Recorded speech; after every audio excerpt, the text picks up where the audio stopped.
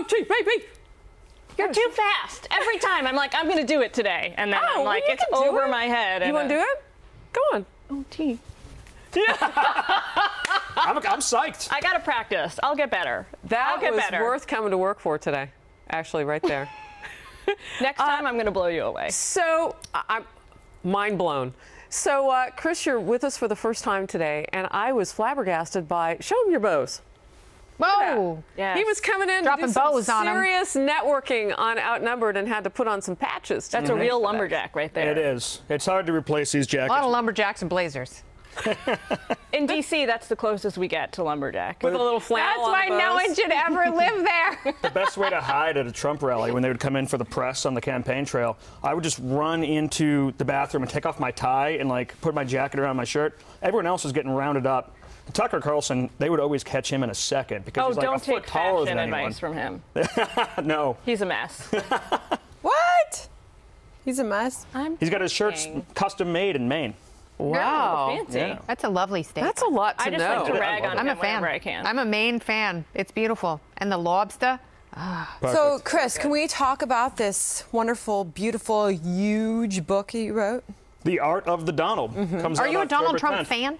I am someone who definitely appreciates what he's done. Now, this is a guy who was underestimated in New York by the local politicians, by Mayor Koch. He was derided. Koch actually thought he was more popular than Trump, and it turned out to not be true. And then he was dismissed early, even before that, by businessmen who said, "All right, this guy talks a good game, but he's just from the outer boroughs. What's he going to do?" And then he was dismissed by pretty much all national pundits. I thought that he was just trying to make some money at first. And then he was dismissed by Republican governors, Republican senators. And he may have been, by won. the way. He may have been, and then it took on a whole thing of its own that he didn't plan on, right? Well, he's gotten, I think, further than he might have expected. Because this is a guy who doesn't have any noticeable talent in singing or acting, although he's done some acting. Home Alone was a great cameo. Right. And he's become the most famous person on the planet, which is what he set out to do.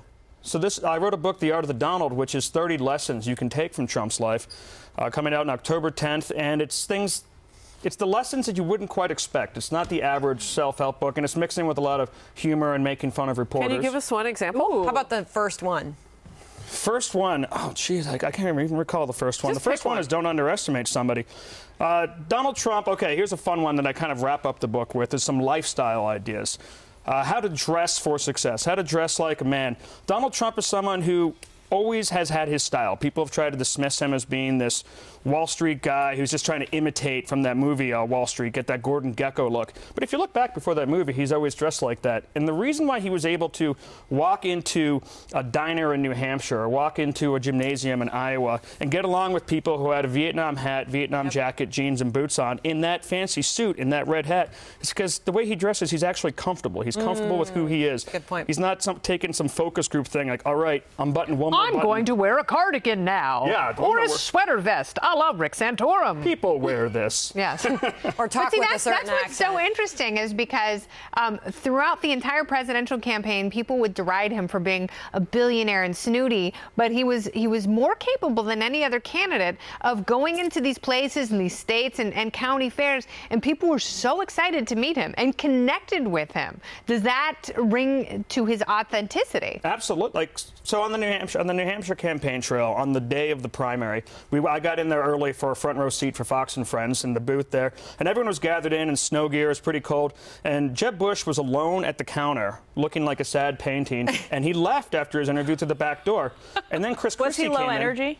He was very low energy right then. I'll tell you, I felt Jeb. bad for the guy. And then Chris Christie came in through the side, and then he left through the side as well right after his interview, and he's supposed to be the man of the people there.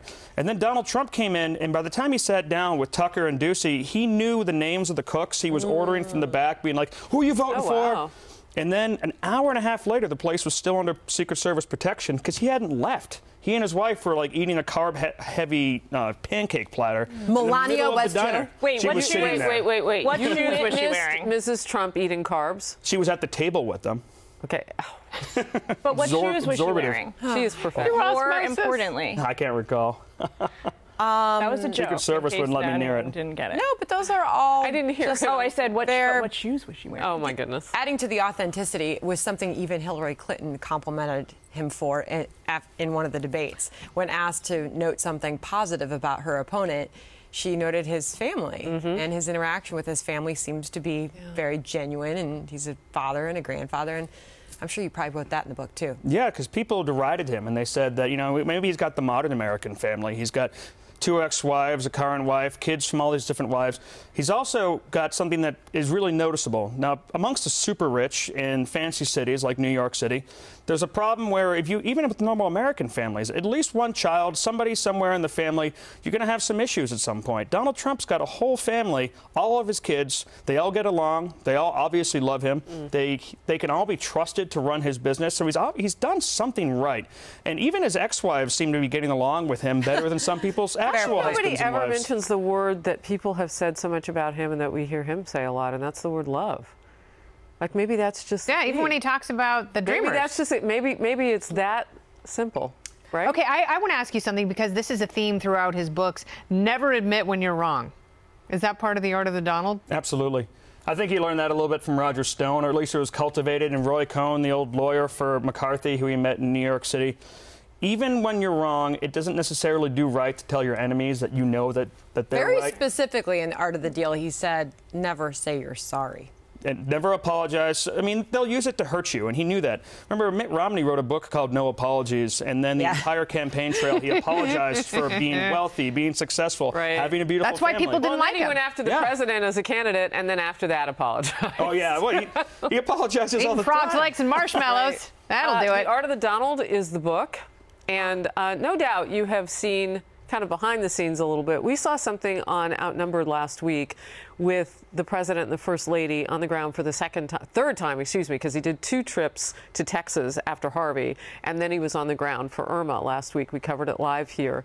What have you witnessed about this president behind the scenes that maybe you could share? Because it was interesting to see them come in.